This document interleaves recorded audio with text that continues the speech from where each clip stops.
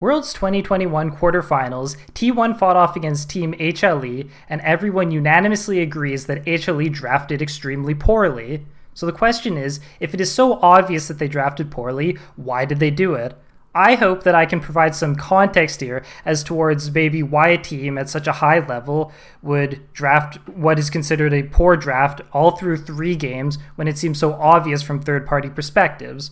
So let's take a look at these games and see maybe why these circumstances came to be. So the first game here, if we take a look at the bans, we can see T1 is on blue side, and they've already opted for 2 bans in the Chovy, right? They've opted into the Silas and LeBlanc bans. So what do we know about Silas and LeBlanc? Those are both very forward, aggressive initiate heroes. If you've watched my videos before, this is going to be a recurring topic that I talk about, but one of the most simple ways to break down comps in League of Legends is comps that go in and comps that are more reactive to those comps that go in, right? And there's a lot of nuance, and there's actually much more styles of comps, but when thinking about comps, I think that's like the 2 easiest sort of comps to grasp your head around, the sort of comps that go in and the sort of comps that act more reactively. If I can break it down even more simply, we have offensive comps and we have defensive comps. Obviously a ton of nuance there, but just to get our minds in the right place, let's think of it that way. And in that regard, we can say Silas, LeBlanc, and their ban of Jarvan are all very aggressive champions that go in. They don't peel well. They don't want things coming into them. No, they want to go into your comp. So we've seen that T1 has banned 3 of these. I think the assumption now is that T1 is going to ban things that are bad into this style of comp as opposed to things that are good into this style of comp. It's not actually what happens, but I believe that would be the assumption. During this patch of Worlds 2021, the red side bans are often very similar because a lot of the same heroes are considered strong bans in every team, and if you're not blue side, you don't have first pick advantage. Twisted Fate's considered really good this patch, Yumi's considered really good this patch, and Lee Sin is also considered really good this patch. I'd say that the main 2 bans are TF and Yumi versus most teams though, and then maybe you don't always ban Lee Sin. But those are 2 aggressive junglers, early game junglers that have been taken off the board. All right, let's move into the draft a little further. The first pick for T1 is Graves. So this is already very surprising. Graves is a hero that's better when things play into him, right? He can follow up plays, and this is obviously debatable. This is like a subjective opinion, but Graves is very good in my eyes when things run into him. Silas and LeBlanc run into you. Graves is more of an armor tanking hero, so maybe that's not the exact sort of thing he wants to run into him. But Jarvan also not very good into Graves. It does tend to run forward, and Graves is resistant to that. So strangely enough, T1 is already sort of drafting something that seems like it would have been strong into the things that they banned. That's odd, right? Especially considering that this is considered a unanimous draft victory all 3 games for T1 across most analysts.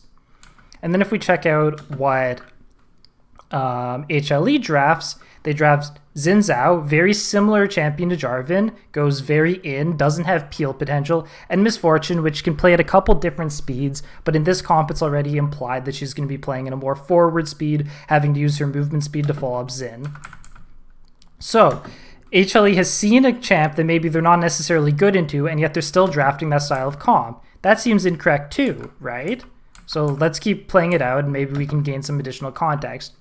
T1 then doubles down on a sort of anti-initiation, more reactive, more defensive comp, right? We're talking about those 2 styles of play. If we're boiling down League into its simplest form of draft, they're making a more reactive comp. Aphelios really only ever plays at 1 speed, and that's he wants things to run into them so he can cleave them down. He doesn't want to be chasing up front line. That is an opinion I am very confident on, and I think most people who are in the know of League of Legends would agree with that opinion.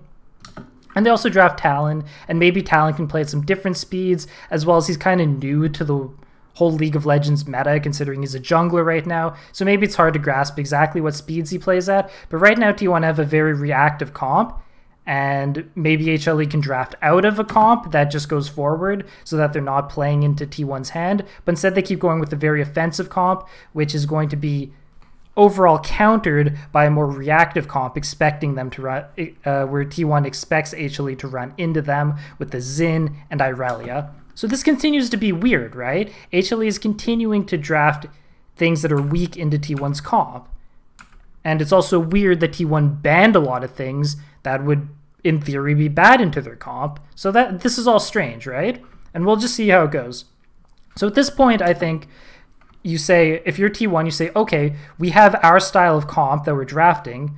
There's no point in banning initiators. That's already what we want this team to do, right? If we want to get more technical and think a little higher level about League of Legends, we could ban poke champions. Like Zoe would be a really good ban here, because T1's comp is very reactive and can be super susceptible to poke, whereas they're very good against initiate. But instead, T1 is just going to continue banning initiate comps, which are things that HLE wants because it synergizes, but not necessarily good into T1's comp. And then HLE does end up going with the Zoe, which I actually think is a pretty strong pick this game, especially if Chovy is deciding to go in blind. T1 is going to continue to have a very reactive comp in the Thresh, who's a very reactive support. He peels with his Flay and his ult, and he gets things out with his Lantern. And then Orianna can play at multiple speeds, but Reactionary is one of them. And then HLE rounds it off with Braum, which honestly just seems like a terrible draft here, but that's a subjective opinion of mine. Braum, I find, is a very reactive hero, and I would actually say bad basically 99.9% of the time, but that's very subjective, so we're not going to get into that. But what we've ended up with is both teams very quickly showed their hand. HLE was very open about, hey, we're drafting an initiate comp, and T1 was very open, hey, we're drafting a comp that is more reactive and we want to be initiated on. And yet both teams sort of handshook on it. They said, okay, yeah. T1's just like, yeah, we know our comp's going to be better than yours. And HLE was like, yeah, we know your comp's going to be better, but this is what we want anyways. So you can see why a lot of people were like, okay, HLE, you guys suck. Why did you do this? So let's take a look at some historical context to try and figure this out. So first of all, let's look at all the most recent games that HLE has played versus T1. So if we look at their games during 2021 spring, we're going to see some victories that HLE picked up and the comp that they ran in this game. So obviously it's a different patch, but the comp that they ran in this game was a pretty forward comp. I think that this comp is a little mismatched. On the right side, we have Hanwha Life's comp. It's a little mismatched, but overall aggressive with the Camille and Nidalee, who don't have much choice but to really dive in, and this ended up being a victory. Hard to judge too much off of this because it's such a removed patch, but if we then look at another game in that same series, this was actually game 1 of that series. In this game, Hanwha Life. Oh wait, no, sorry, I did this in the wrong order. That was another game. So wait, this is game 1 of those spring split games, and if we look, this comp is going to be very reminiscent of what we're seeing in the next game of Worlds 2021 when we're looking at the picks, where Chovy is playing LeBlanc and Morgan is Camille, and they also have Lee Sin, so 3 very aggressive jumping in heroes, and then there's decent follow-up from their bot lane. And T1 has a really good counter comp where Trundle wants things to play into him so he can ult it. Ezreal is self-peeling. Gnar is really good at things playing into him. Viego kind of needs people to walk into him to actually get damage off. And then Lissandra, in this case, is a classic, very popular counter to LeBlanc, where she wants LeBlanc to play into her, and then she locks LeBlanc down, and you go from there. So T1, very similarly to as we're seeing in Worlds, chooses a reactive comp, and Chovy is on LeBlanc, and still Hanwha Life ends up winning. And we're actually going to see a very similar comp to this momentarily in the Worlds games. So if we add some historical context here, we can say, yeah, for the most part, T1 is favorable in the draft here. I think there's like obviously debate. There's a lot of other elements here. Like there's the Lulu scaling condition, which can really turn the tables of this sort of draft. And it's like, I don't know how much Trundle's doing this game. So there's other factors, obviously. But just from strict historical context, we can see that giving Chovy something like the LeBlanc and a more aggressive comp to HLE actually has really favored them in the past, right? And we're going to see more of that in a moment, but let's keep looking at these drafts here. So hopefully that explains why maybe they wouldn't want to give Chovy something like the LeBlanc and the Silas. And I'll just touch on that momentarily, because this is kind of a hard concept to grasp. If you think you're going to lose the game, if you're feeling like if you don't feel like your team can beat the other team, sometimes what teams will do is they'll just give their star player a champion that has a lot of flexibility in how it can be played and a high skill cap, right? And we see this happen all the time. Like, how often have you seen in the past TSM is in a totally losing matchup versus a team way better, or they're just down in the series and they start giving Bjergsen LeBlanc, right? And it sucks as a fan. You're like, what the hell is going on? This sucks. We're getting crushed. But when the chips are down, you just say to your star player, please carry us, like, please get us out of this situation. And the only way they're often going to be able to do that is with a high skill cap, maneuverable hero like LeBlanc, where they can actually carry you. And sometimes something like an Orianna that's more team oriented just isn't going to cut it. And I think both T1 and HLE are very aware of Choi's incredible skill set as a player, and HLE sort of saying like, yeah, I think during the series they sort of say, yeah, I think we need Chovy to carry us, because if we just play standard League of Legends, I don't know if we're going to win this game. And I think T1 is also thinking the same thing, where it's like, I think we're the better team. The only way we can lose is if Chovy pulls some rabbits out of a hat, works his magic, and 1v9s us. So I hope that explains a little bit why maybe HLE won't go with some more obvious picks, or some picks that would more obviously counter T1's comp, right? And I guess it sort of goes back to like, we can very simply say, all right, so it's just like drafting for comfort, and to an extent, yes. All right, so here's game 2 of HLE versus T1. Big difference here is now HLE can opt for blue side. T1 feels pressured to ban out the TF and Lee Sin still. HLE has banned the Yuumi for themselves. They're not interested in first picking it. T1 is still worried about Jarvan being on the table. Therefore, it is a first pick LeBlanc, right? Both teams, once again, as I just talked about, they're saying, I don't know if we're going to win this game normally, so let's just have Chovy on the LeBlanc. Maybe he'll carry us. And T1 was scared of it last game. And we also looked at some historical context towards why that might be the case. So if we go into the draft a little bit more, we see very similar draft to the game that we literally just looked at, right? Where T1 counters the LeBlanc with the Lissandra. And obviously that was a losing game.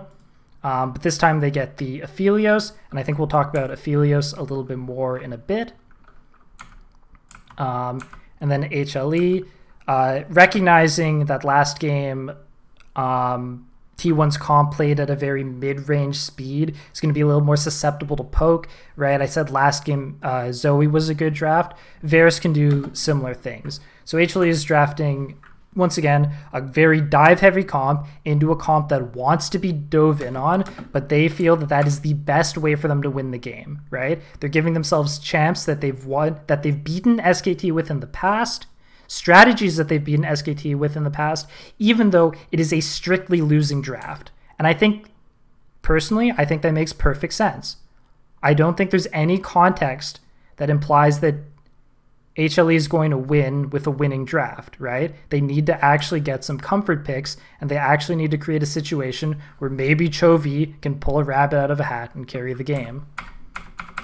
And if we continue here, we're seeing very similar bans to last game in the second rotation of bans, right? T1's banning the exact same things, breaking up synergistic champions, even though these champions, Leona and Rakan, are not necessarily good into T1's comp. They're just breaking up synergistic champions.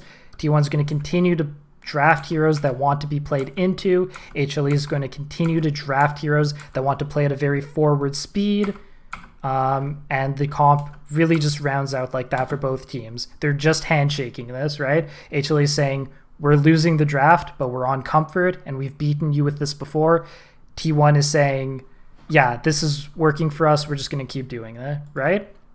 So once again, we have a draft that's very similar to this game we just looked at, where HLE actually won, you know? So maybe it makes sense why they're doing this. And I'd also like to really quickly take a look at the things that HLE just plays in general and what's comfortable for them. Because I think, let's start with the Renekton. I think a lot of people are going to say, Renekton really sucks right now. And I'm going to go out and say, yeah, I totally agree. He's been super nerfed. And I think only stronger Renekton players made him work in the first place. But if we take a look at some historical context, right, it's one of Morgan's more comfortable heroes. I think if we look at history a little bit, it would make sense for them to play more Camille. There might have just been some sort of scrim matchup where Camille just really wasn't working for them, as it's not being banned. So maybe that's the reason, because it seems historically Camille also is a strong hero against T1, as well as it's Morgan's most played hero and also a pretty good win rate. And I think if historically we look, we would say Irelia is probably a good pick as well, but they did just lose first game with Irelia, so, you know, yeah, they thought the same. They tried it and it didn't work. So now they're going to try Renekton, another comfort pick, even though it seems like a terrible idea. They're just doing what has worked for them and what is giving them some comfort. And I think it explains a lot of the other draft decisions, right? Like why is there a priority on Sylas and LeBlanc? I think that's explained somewhat for similar reasons. Why in the first game did they go Braum when it seemed like a more forward hero, like maybe Alistar would have been better? Even though it doesn't have a high win rate for them, it's more of a comfort pick for their support. And then I think a little bit of the Aphelios priority is explained a bit when you understand that it's Deft's second most played hero this year. Maybe it doesn't necessarily fit with the drafts that HLE is playing, but, you know, it makes sense why SKT, with their drafts more reactive, would put a high priority on a hero that Deft seems to like. So if we look at the overall context of what's comfortable for HLE, it starts making a lot more sense, I feel. All right, now let's take a look at the third game here. And we're going to see, once again, super similar. HLE's opted for blue side again. They're saying, look, we need Chovy to pop off on something. Maybe that's the Sylas, maybe that's the LeBlanc. They take the LeBlanc back another game. SKT has the exact same red side bans. And opening first two picks, exact same for T1. They're going with the very reactive two picks. They're denying the Aphelios from Deft, even though Aphelios has no synergy with LeBlanc. Aphelios is reactive, LeBlanc is aggressive. They're still denying the pick.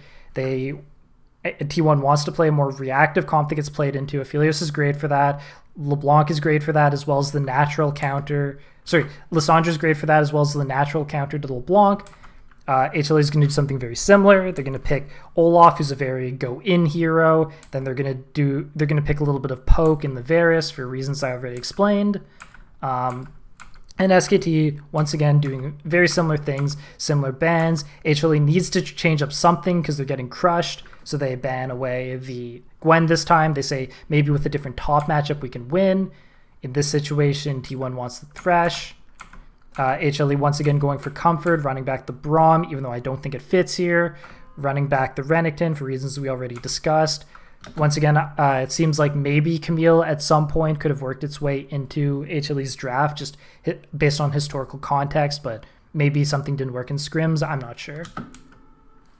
And then T1 just rounds that out with Gnar. So we end up with this sort of very similar draft, where HLE is once again just sort of seem to have drafted themselves a completely losing matchup.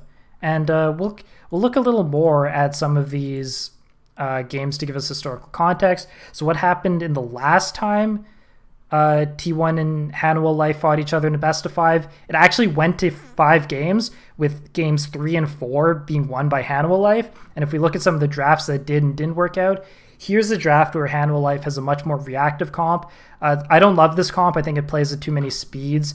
Azir's going to have a hard time following up something like a Xin. But regardless, here we have Chovy on more of the scaling hero, and we have an Enchanter support, and this just didn't work. T1 was able to draft more of a mid-range scaling comp, a reactive mid-range scaling comp, and that worked out, right? Then game 2, Chovy's on a caster again. There's a little more scaling in the Zillion support, and they have the Aphelios. Once again, T1's playing mid-range scaling. T1 just wins the game. Game 3, though, Chovy goes on the Sylas, Morgan on the Irelia. Much more aggressive. Rakan, T1 drafting similarly to how they always draft, but this one actually works out for Hanwha Life with a really strong performance out of Chovy, working his miracles. And then game 4, maybe game 4 doesn't fit the trend as well, because this is also a win for HLE with Chovy on a caster. But overall, it seems like he needs to not be on a caster for them to win. He needs to be on something that's maneuverable and gives him the ability to carry. In this game, once again, Morgan is on the Irelia. So historically, Irelia seems to work into T1. They tried it first game of Worlds, it didn't work. And then 5th game, we end up with another game of Chovy on Orianna. And by the way, here's a game with Vista on Alistar. We were talking about a moment ago, maybe Alistar would have been better than Braum. Why did they go Braum? Well, they've had issues with it in the past. And T1 basically drafts the same comp 5 games in a row. And this time, Chovy doesn't have the Sylas, who was banned, and the LeBlanc, who was banned, to actually work his magic. And that just ends up being a loss, and T1 wins the series. So hopefully this makes a little more sense to everyone. If we look at some historical context, these more aggressive comps, giving a lot of power to Chovy as an individual, have tended to help HLE beat T1 in the past, and there's no context to support that a strictly winning draft would actually help them. So yeah, it really just comes down to comfort picks being the deciding factor why maybe HLE drafted 3 games in a row at Worlds where they just strictly had a losing draft. So I hope that makes sense, and that's all I've got to say here. Thank you for watching.